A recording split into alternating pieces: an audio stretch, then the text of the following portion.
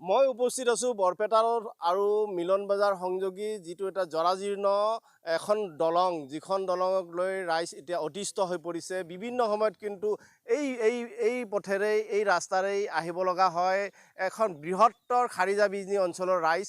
আৰু দেখা গৈছে যে এই মোৰ কেমেৰা সতীৰ্থ দেখুৱাব কেনেধৰণৰ এক জৰাজীৰ্ণ অৱস্থা। তাৰ পাছতো কিন্তু কাণ সাৰ নাই বিটিআৰডি প্ৰশাসনৰ। আৰু এয়া অঞ্চল পৰিছে বিটিআৰডিৰ। আৰু মই মোৰ কেমেৰা সতীৰ্থই দেখুৱাব ইয়াত সন্মুখতে আছে এজন ই ৰিক্সা চালক আৰু তেখেতৰ পৰা মই কিছু কথা জানিবলৈ চেষ্টা কৰিম। কেনেধৰণৰ সমস্যাৰ সন্মুখীন হৈছে আপোনাৰ দেখা গৈছে যে এই পথটো বিভিন্ন সময়ত কিন্তু বাৰিষা আহি আছে, তাৰপাছত কি ক'ব? বাৰিষা আহি আছে ধৰক আমাৰ বহুত অসুবিধা হৈ আছে। ল'ৰা ছোৱালী স্কুলত যায়, স্কুলত যাব নোৱাৰে বাৰিষাৰ মাজত। খৰালি মাহত অলপ চলপ যাব পাৰে, এতিয়া ধৰক 2 মাহ 3 মাহ যাব।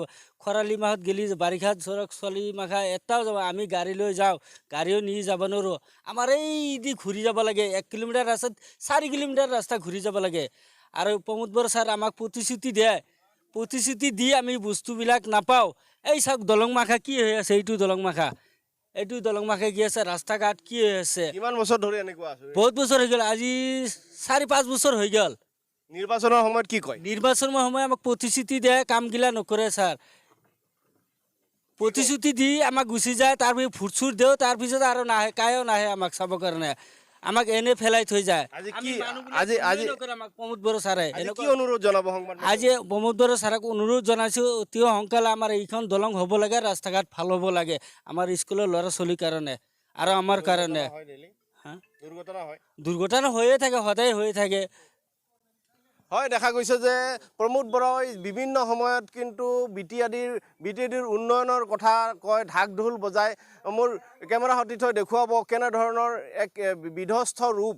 আৰু এনেধৰণে কিন্তু যাতায়াত কৰিব লগা হয়। এক বৃহৎ অঞ্চল বৰপেটাৰ তথা মিলন বজাৰ খাৰিজা বিজনী সংযোগী এই পথত। আৰু দেখা গৈছে যে আন এগৰাকী ই ৰিক্সা চালক আছে। কেনেধৰণৰ অসুবিধা হয় আপোনালোকৰ? নাই, আমাৰ খুবেই প্ৰব্লেম হৈছে, খুবেই অসুবিধা হৈ আছে। দুৰ্ঘটনা ডেইলি হয়? ডেইলি হয়। কি ক'ব চৰকাৰ প্ৰশাসনক, কি ক'ব? এইটোৱে কওঁ যে এইটো যিমান তাড়াতাড়ি মোৰ এইটো ব্ৰিজটো হ'ব লাগে, ব্ৰিজটো হ'লে আমাৰ খুব সুবিধা হ'ব। বৰ্তমান খুব প্ৰব্লেম হৈ আছে। হয়, এইদৰে দেখা গৈছে যে ইয়াত বিভিন্ন ৰাইজ আহি উপস্থিত হৈছে আৰু সকলোৱে কিন্তু আবেদন জনাইছে, নিবেদন জনাইছে যে এই পথটো অতি সোনকালে মেৰামতি হ'ব লাগে। কিছু সংখ্যক ইয়াত স্থানীয় ৰাইজ আছে, স্থানীয় ৰাইজৰ পৰা মই কিছু কথা জানিবলৈ চেষ্টা কৰিম। আপোনালোকৰ কেনেধৰণৰ অসুবিধা হৈছে, যিহেতু বিটিআৰডিৰ নিৰ্বাচন সমাগত, কি ক'ব? হয়, আপোনালোকে জানে যে বৃহত্তৰ যি খাৰিজা বিজনী অঞ্চল, এই বৃহত্তৰ খাৰিজা বিজনী অঞ্চলৰ পৰা বিভিন্ন ছাত্ৰ ছাত্ৰী বৰপেটা ৰোডত যাবলগীয়া হয়। আৰু এই যি দলং, যি জৰাজীৰ্ণ অৱস্থাত পৰি আছে, এই দলংখন প্ৰায় 5-6 বছৰ ধৰি এনেকুৱা অৱস্থাত পৰি আছে। মাত্ৰ 2টা খুঁটা মানে আধৰুৱা অৱস্থাত পৰি আছে। কিন্তু বাৰিষা আহিবই, আৰু বাৰিষাৰ সময়ত এনেকুৱা ছাত্ৰ ছাত্ৰীৰ অসুবিধা হয়। মানুহৰ অহা যোৱা, বজাৰত চব্জি লৈ যোৱাৰ কাৰণে যি অসুবিধা হয়, মানে আৰু মানে দুৰ্ভাগ্যজনক কথা।